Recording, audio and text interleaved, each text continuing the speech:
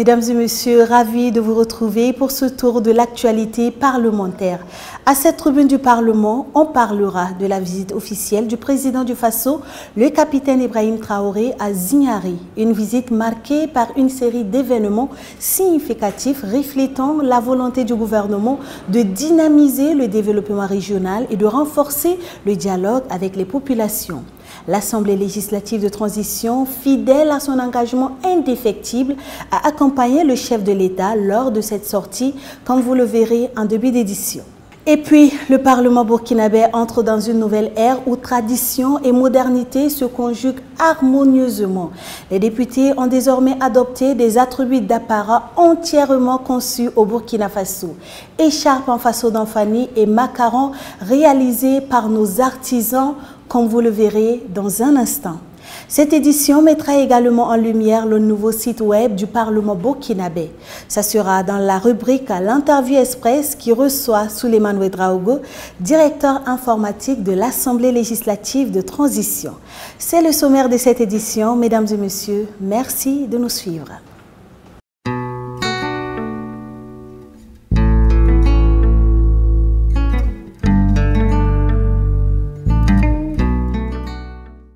L'actualité nous mène à Zignari où le président du Faso, le capitaine Ibrahim Traoré, y a effectué une visite officielle le 20 mars 2025.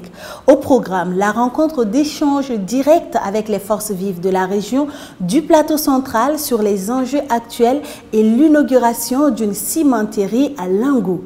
Le président de l'Assemblée législative de transition, Dr Ousmane Bougouma, à la tête d'une délégation de parlementaires, était aux côtés du chef de l'État au cours de cette sortie. Question de prouver une fois de plus son engagement sans faille aux actions de développement du président du Faso. Les détails de cette visite avec Innocent Darankoum et Karim Sissé. Le président de l'Assemblée législative de transition, Dr Ousmane Bougouma, aux côtés du président du Faso, le capitaine Ibrahim Traoré, à l'inauguration de la société Sino-Burkina de ciment, Sissinor, une unité implantée à Lango dans la commune de Zignari et portée par des promoteurs de la République de Chine populaire. D'un coût d'investissement de 26 milliards 61 millions de francs CFA, cette unité va produire annuellement 750 000 tonnes de ciment. Elle offre dès son ouverture 110 emplois permanents et 300 emplois saisonniers. De quoi réjouir la représentation nationale. Aujourd'hui, nous sommes fiers de venir en tant que député aux côtés donc de son Excellence pour accompagner cette belle initiative qui consiste donc en l'inauguration de cette usine dans la commune de Zignari. C'est très important en ce sens que ça va contribuer donc à la vie économique du pays. Ça va contribuer aussi à employer la jeunesse de ce pays. Le développement d'un pays passe nécessairement par la création d'emplois. Lorsque les jeunes sont employés, alors ça veut dire que la force est donnée au pays pour avancer. Avant l'inauguration de cette cimenterie, le président du Faso était en visite dans la ville de Zignari. Une visite pour échanger avec les forces vives de la région du plateau central sur les questions de développement. Plusieurs personnalités étaient présentes, parmi lesquelles une délégation de l'Assemblée législative de transition avec à sa tête le chef du Parlement. Dans le volet de l'actualité parlementaire, pour la première fois, les députés arborent des attributs d'apparat entièrement façonnés par le génie créatif national. Écharpes majestueuses tissées dans le précieux faso d'Anfani et macarons finement ciselés, fruits du savoir-faire ancestral de nos artisans. Anatole Nakoulman et Chloïmé Alain Koulibaly nous parlent de cette démarche audacieuse qui marque une étape importante dans la promotion de l'identité nationale. Vendredi 14 mars 2025, les députés sont réunis à l'hémicycle pour le traditionnel discours sur la situation de la nation prononcé par le chef du gouvernement. Pour l'occasion et pour la toute première fois, ils arborent fièrement leurs attributs issus du savoir-faire national. Des écharpes en faso d'Anfani fixées sur leurs épaules et des macarons forgés par des artisans burkinabés apposés sur leur poitrine.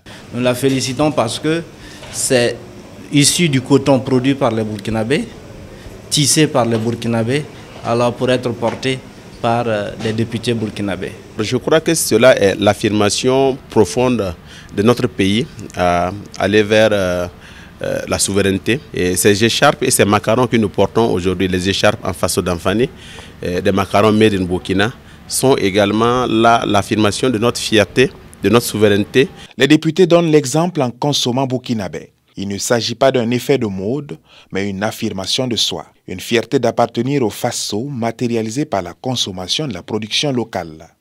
Je crois que ce sont des avancées notoires et pour que au moins les députés ne passent pas leur temps à dire faites ceci.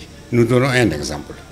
Aujourd'hui, il faut qu'effectivement on continue à encourager nos braves producteurs qui sont dans la production de coton, nos braves femmes qui sont dans la confection de fils, qui font du tissage, nos couturiers qui ne font qu'innover avec de nouveaux modèles. Nous sommes en train de faire la promotion du consommation local.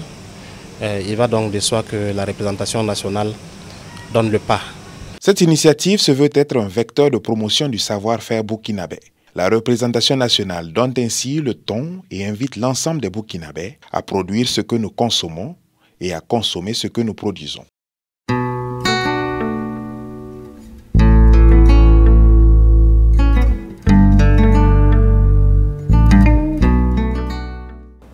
L'Assemblée législative de transition se dote d'un nouveau site web moderne. Le 7 mars dernier, l'institution parlementaire a procédé à la présentation du nouveau site aux partenaires médias. Pour en savoir davantage, l'interview express de ce numéro accueille Souleymane Ouedraogo, directeur de l'informatique de l'Assemblée législative de transition. Il s'exprime au micro de Axel Nicoliaro. L'Assemblée législative de transition a présenté à ses partenaires médias son tout nouveau site web le 7 mars dernier. Qu'est-ce qui a motivé l'Assemblée législative de transition à créer ce tout nouveau site web? Il faut dire que l'ancien site web date de plus de 10 ans et ça ne répondrait plus forcément aux besoins de l'ALT ni des internautes. Avec la nouvelle dynamique et les nouveaux besoins, si vous partez sur le nouveau site web, vous allez avoir, en plus de la loi, tous les documents qui ont été consultés ou utilisés depuis le processus d'élaboration jusqu'à la promulgation de la loi. Donc vous avez tous ces documents sur le site. Donc c'est une manière de répondre aux besoins pressants de l'institution et des internautes. Alors, et quel type d'informations les utilisateurs peuvent trouver sur cette plateforme? L'équipe qui a développé de bout en bout cette plateforme, c'est au niveau de l'ALT. Ils ont essayé d'être fidèles à ce qui a été exprimé. Donc naturellement, vous allez avoir l'actualité de l'institution. En plus de l'actualité, vous allez avoir les différentes législatures qui sont en phase de mise à jour. Également l'administration parlementaire, l'avis de l'administration parlementaire. Vous avez les travaux parlementaires, le répertoire des lois. Là, vous avez l'ensemble des lois promulguées pour aller les chercher. C'est tout un ensemble de kits. La diplomatie parlementaire, vous avez les audiences.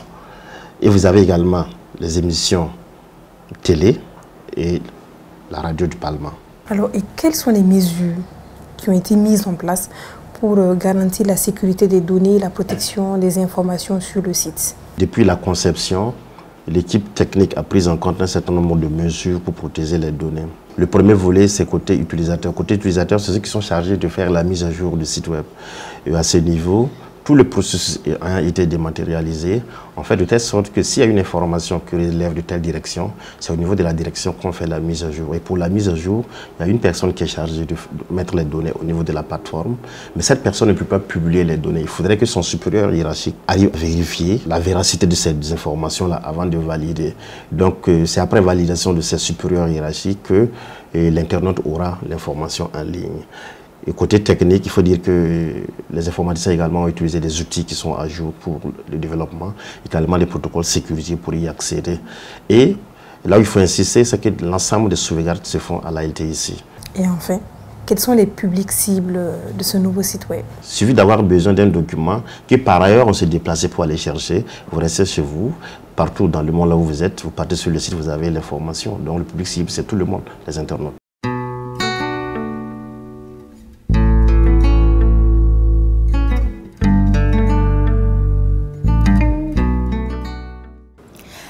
reparle des attributs du député dans le vocable parlementaire du jour.